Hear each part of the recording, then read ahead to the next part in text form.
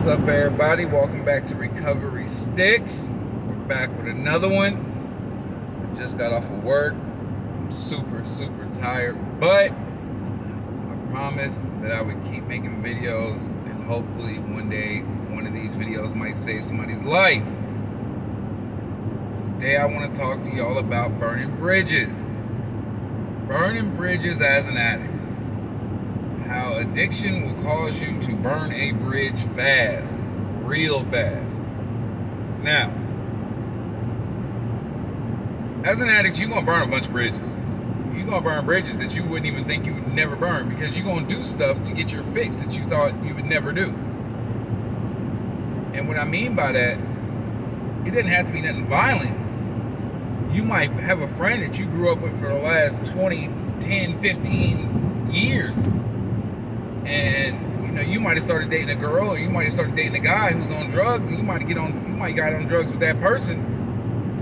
And now this friend that you know doesn't do drugs, that you know has nothing to do with the dope game whatsoever, will look down on you and won't even talk to you, would kill your friendship behind it. You lied to them. So whenever you start needing money, you start needing rides, you start needing anything that you need to get, stuff pawned, you just need little things to get by while getting high on whatever it is you're getting high on. You start trying to figure out these ways to get it. And the very first thing an addict will do is go to the people that are closest to them, that they know care about them. Like in my last video, I talked about how people who love people will do anything for them. It goes the same thing for this. Person really cares about you, whether you're in a relationship with them, a friendship with them, no matter what it is, they really care about you. They want to make sure you're happy. They want to make sure you're okay. Well, when you're an addict or an alcoholic, whatever, when you just have a problem with substances, you try your hardest to reach out to everybody you know that loves and cares about you, and then you'll ask them for favors. You'll even call and be, hey man, my lights just got cut off. You think I can borrow $200? Hey man, I ain't got no diapers for the kids. You think I can borrow $50? Hey, things are running low, this, that, and the other. You think I can borrow this? And what ends up happening is you borrow so much from that person that they'll eventually start wanting it back. And because you're spending all your money on your substances, you can't pay them back. The root of all evil is money, right across the board. So then you and that person have a falling out behind money. And in your head, it hurts you, but you're like, all right, well, then you're not going to be able to help me no more, so I really don't need to talk to you, really. Because now you're chasing a high. You and whoever you're running with is now chasing a high. You're chasing a feeling. You forgot what the feeling of real friendship and partnership felt like, because you replaced that with a substance. You go to your parents. Mom, Dad, things are going wrong. I really need this. I really need this. I need this money. I need this 50. I need this 100. I need this. I need that. Mom, Dad, bet they got you. They know you good people. They don't know what's going on. They don't know that you're really shooting dope in your arm, putting dope up your nose, smoking, doing whatever, whatever you're doing, smoking whatever it is. They don't know about it. So they're giving it to you, not knowing that they're enabling you. So you keep borrowing from mom and dad left and right. Mom and dad keep giving to you because they don't want to see you sick. They don't want to see you hurt. They don't want to see you messed up. They don't want to see you go through any of that. Next thing you know, they want their money back. Or they want to know where the hell it's all going. You can't tell them. Now they're mad. Now y'all arguing. Now they got a suspicion of what's going on. Since they got a suspicion of what's going on, now tension's happening. There's tension in the air.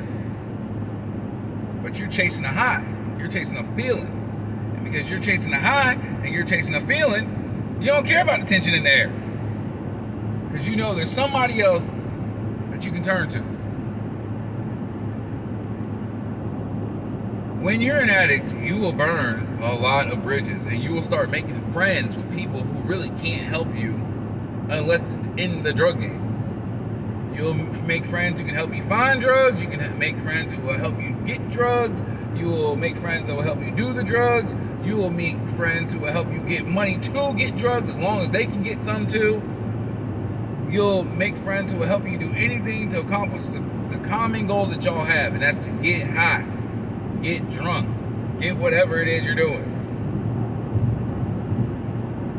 The problem with that is when something real happens and you really need a friend, that friend's not there. Let me take y'all back.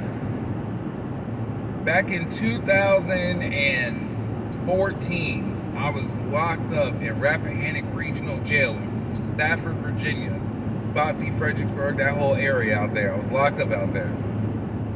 And I had gotten locked up out there for it was a petty theft, actually. It was like a small petty theft. My bond, listen when I say this to y'all, my bond was $100. Which means really it was $1,000 because, you got to pay 10% to get out. So my bond was $100. $100. Now I want everybody watching this video to just think, if you had to go buy something right now for $100, how easy would it be for you to do it? If you had to go do something for $100 right now, how easy would it be for you to spend it, right? I'm in this pod. I got this girl on the street that I'm rocking with, I'm in love with. I'm trying to do this, I'm trying to do that. This is my baby. She's doing drugs too, though. I burnt every bridge I got. All right? I have no bridges left. I'm not working. I'm not doing nothing right. Just chasing dope, getting high, going to different cities, buying dope, coming back, selling it, making money, being able to support my habit, and also buy hotel rooms, buy food, doing things that I think makes me a drug dealer, but what it really did was just makes me a hustling drug addict. So I'm in there for about 3 days, and I'm on the phone, and the girl I got on the street, I'm calling her. I'm like, hey man, can you please get $100 together to get me out? Can you please get $100 together to get me out? She's like, I'm working on it, I'm trying, but it's hard to get the money. I don't know what to do. I'm calling people, I'm gonna do this, I'm gonna do that. I'm like, all right. I'm calling other people that are in the streets with me who are also addicts, like, hey, can you get 10 people to put $10 a piece together to get me back out, please? 10 people, $10 a piece. Think about how many of your friends right now got $10 that they can just give you. Like, go in their pocket, boom, here's $10, you can have it. Just, I don't even know what you need it for, but here you go. So they're calling around, I'm calling different people, and I'm stressing now. Not only am I stressing, I'm coming off of dope. So I'm getting dope sick in jail. I luckily was smart enough to make sure that I wasn't dope sick the first 2 or 3 days. I'll just say it like that. But I'm starting to get dope sick in jail. I'm starting to go through withdrawals in jail. And I don't care what you withdraw from. When you're withdrawing in jail, it is the worst feeling in the world. At least if you withdraw at home, you're in your bed, you're in your house, you're wearing your stuff, you can go to your store, you can deal with the symptoms. In jail, not in this particular jail, they don't help you. I've been in jails where if you're withdrawing, they definitely give you the best stuff ever. And you're like, oh, I can deal with this. But in Rappahannock Regional, man, you go through a withdrawal in that place, you just hit. And I'm in there with people coming off of methadone in there. Methadone's 10,000 times worse than heroin was. 10,000 times worse than Opinus and oxycodone was. So I'm calling. Now, I'm calling all these people that I'm helping get dope, I'm giving dope to, I'm selling dope to. In their eye, I'm the man. In my eye, I'm the man because I can help them. But when it came time for me to get help, I couldn't put $100 together. So this is true. So while I was in there, I had a cellie named Daniel Perkins. Daniel Perkins, if you ever watch this, man, shout out to you. You a real one. You a real one, and you taught me a life lesson, and I promise you, man, I've lived it forever. I had a cellie named Daniel Perkins who was in there on a distribution charge. He had just did like 20 years in the feds. He came back. He was in there. They allegedly he was a distribution charge for some other dope and stuff. I don't know. Older dude, older black guy, probably in his mid 40s, early 50s. Cool dude. Knowledge was dropping knowledge on me over them 3-4 days. Daniel Perkins, I asked him, I'm like, hey man, can I use your phone time? I ain't got no more phone time. My girl ain't got no more money on the phone. I don't know what to do. I'm trying to get out of here. He's like, man, how much is your bond? I was like, $100. He just looked at me with this dead eye. This dead, like, just, what? I'm like, yeah, man, it's $100. He was sitting on his bottom bunk. I was on the top bunk. He was on the bottom bunk. And I was in A2. And y'all know about the corner cells in A2. For y'all to have been to Rappahannock, they're wider. You know what I mean? Those corner cells are wider. I'm up in the corner. So he's sitting on the bottom bunk. I'm against the wall. I ain't caught the wall. I'm just rapping it with him. And he's like, yeah, man, you know, when we go back out, you can get on the phone. I'll give you my PIN number, type it in, boom, get on the phone, call your people. I get on the phone, I call. I'm like, man, come get me. They're like, man, we're trying. I'm like, well, if I can get the bond paid, will you sign for me? They're like, yeah. I'm like, all right, bet. I catch somebody who tells me they'll put up $30, and I got somebody else who put up 10, and I got 40, so I'm trying. I'm like, man, damn, this is crazy. I can't get out on a $100 bond, bro. So I keep trying. It's about time. I mean, I'm rocking this man's phone. This man's phone is powered. When I say powered, hundreds of dollars on his phone. Like, he don't even care. He's sitting there playing Castle, or I know he's playing Pinochle with some people. And I'm standing behind him, just running this pen. Well, it's now time for shift change. All right. Again, I've been in there about 4 days now. It's now time for shift change, and y'all know when it's shift change, you gonna go on that few hour lockdown. All right. So it's shift change.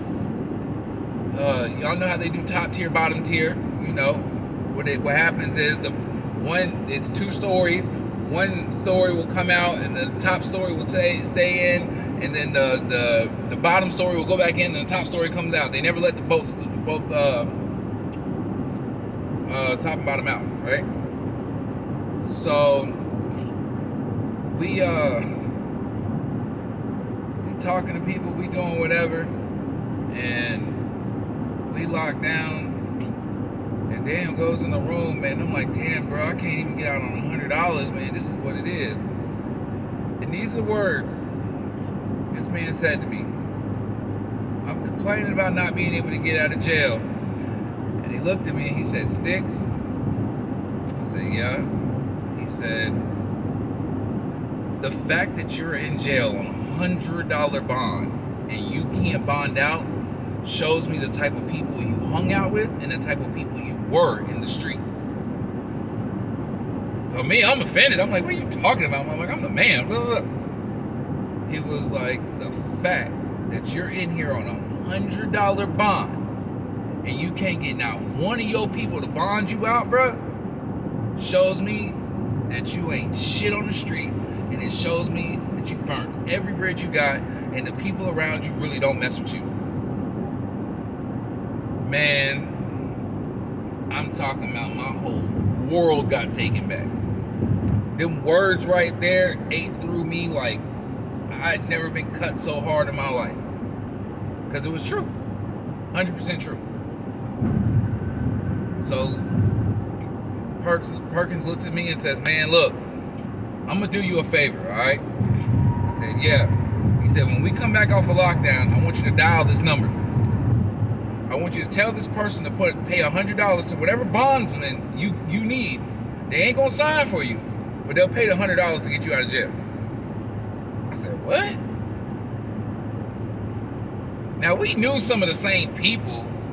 I knew of him. He had never knew of me, but we knew about some of the same people. And some of the people that were in that pod were in there for real stuff too, so they knew him too.